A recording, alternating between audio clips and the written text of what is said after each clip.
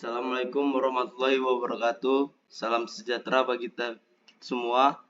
Di sini kami dari kelompok 4 dengan berjudul Pancasila sebagai Ideologi Negara dengan proyek dan rekayasa ide. Yang beranggota kelompok yang pertama Angga Ardiansyah, Evan Francisca, Muhammad Sofyan Nasibuan, M. Fahri Arido, dan Michelle Jan Samosir. Oke, akan dilanjutkan oleh teman saya Eva Francisca.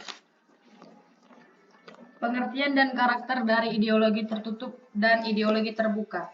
A. Ideologi tertutup. Ideologi tertutup adalah ajaran atau pandangan dunia yang menentukan tujuan-tujuan dan norma-norma politik dan sosial yang ditetapkan sebagai kebenaran yang nggak boleh dipersoalkan lagi, tapi harus diterima sebagai sesuatu yang udah jadi dan harus dipatuhi. Kebenaran suatu ideologi tertutup tidak boleh dipermasalahkan berdasarkan nilai-nilai atau prinsip-prinsip moral yang lain. Kebenaran suatu ideologi tertutup tidak boleh dipermasalahkan berdasarkan nilai-nilai ataupun prinsip-prinsip moral yang lain. Isinya dogmatis dan a priori sehingga tidak dapat dirubah atau dimodifikasi berdasarkan pengalaman sosial. Karena itu ideologi ini tidak mentolerir pandangan dunia atau nilai-nilai lain. Ada juga karakteristik ideologi tertutup.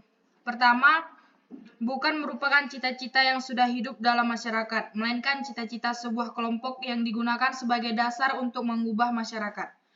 Kedua, apabila kelompok tersebut berhasil menguasai negara, ideologinya itu akan dipaksakan kepada masyarakat nilai-nilai dan norma-norma. Berbagai segi kehidupan masyarakat akan diubah sesuai dengan ideologi tersebut. Ketiga, bersifat totaliter.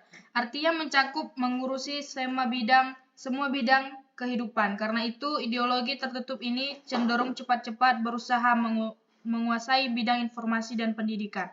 Sebab kedua bidang tersebut merupakan sarana efektif untuk mempengaruhi perilaku masyarakat. Keempat, pluralisme, pandangan dan kebudayaan ditiadakan. Kelima, kebenaran suatu ideologi tertutup tidak boleh dipermasalahkan berdasarkan nilai-nilai atau prinsip-prinsip moral yang lain. Keenam, ideologi tertutup tidak mengakui hak masing-masing orang untuk memiliki keyakinan dan pertimbangannya sendiri. 7. Menuntut masyarakat untuk memiliki kesetiaan total dan kesediaan untuk berkorban bagi ideologi tersebut. Kedelapan, isinya dogmatis dan a priori, sehingga tidak dapat diubah atau dimodifikasi berdasarkan pengalaman sosial, dan isinya juga tidak hanya nilai-nilai dan cita-cita, tetapi tuntutan-tuntutan konkret dan operasional yang keras, mutlak, dan total. Akan dilanjutkan oleh Muhammad Sofyan. B. Ideologi terbuka. Ideologi terbuka adalah ideologi yang mampu mengikuti perkembangan zaman dan bersifat dinamis atau merupakan suatu sistem pemikiran terbuka yang merupakan hasil konsensus dari masyarakat itu sendiri. Nilai-nilai dari cita-citanya tidak dipaksa dari luar, melainkan digali dan diambil dari suatu kekayaan rohani, moral, dan budaya masyarakat itu sendiri. Ideologi terbuka mempunyai karakteristik yaitu merupakan kekayaan rohani, moral, dan budaya masyarakat filsafat. 2. Tidak diciptakan oleh negara tetapi ditemukan dalam masyarakat sendiri. 3. Isinya tidak langsung operasional sehingga setiap generasi baru dapat dan perlu menggali. 4. Tidak pernah memperkosa kebebasan dan tanggung jawab masyarakat.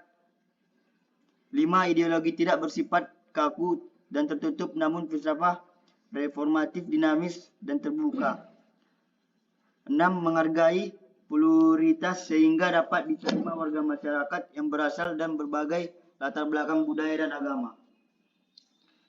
Baik, selanjutnya akan lanjutkan Michelle Jan Samosir. Pancasila sebagai ideologi termasuk bersifat tertutup atau terbuka. Menurut pendapat saya, Pancasila termasuk ideologi terbuka. Karena ideologi Pancasila tidak bersifat kaku dan tertutup. Maksudnya ialah ideologi yang mampu menyesuaikan perkembangan zaman, nilai-nilai yang terdapat pada ideologi terbuka bersifat tetap dan tidak berubah. Ideologi terbuka memiliki 3 dimensi. Yang pertama adalah dimensi realitas. pada dimensi realitas, di mana nilai-nilai dasar yang terkandung dalam ideologi secara real, berakar, dan hidup dalam masyarakat. Yang kedua adalah dimensi idealisme. Dimensi idealisme adalah ideologi yang memberikan harapan tentang masa depan yang lebih baik. Yang ketiga adalah dimensi fleksibilitas. Dimensi fleksibilitas atau disebut dimensi pengembangan adalah ideologi yang memiliki keluasan dan memungkinkan pengembangan pemikiran. Ada beberapa faktor atau gagasan yang mendorong Pancasila sebagai ideologi terbuka. Yang pertama, perubahan dan perkembangan masyarakat yang cepat. Kedua, runtuhnya ideologi tertutup, Marxisme, Leninisme, dan komunisme. Yang ketiga, praktek ideologi tertutup di masa lalu. Yang keempat, penempatan Pancasila sebagai asas tunggal. Dilanjutkan oleh Angga Ardiansyah. Kesimpulan dari Pancasila sebagai ideologi negara. Peran ideologi Pancasila sebagai pemersatu bangsa Indonesia. Pancasila sebagai jiwa bangsa Indonesia dan menjadi kepribadian bangsa Indonesia. Sebagai pandangan hidup bangsa dan menjadi sumber dari segala sumber tertib hukum. Supaya perjanjian luhur bangsa Indonesia menjadi cita-cita dan tujuan bangsa Indonesia dan menjadikan falsafah hidup yang mempersatukan bangsa Indonesia sebagai dasar negara.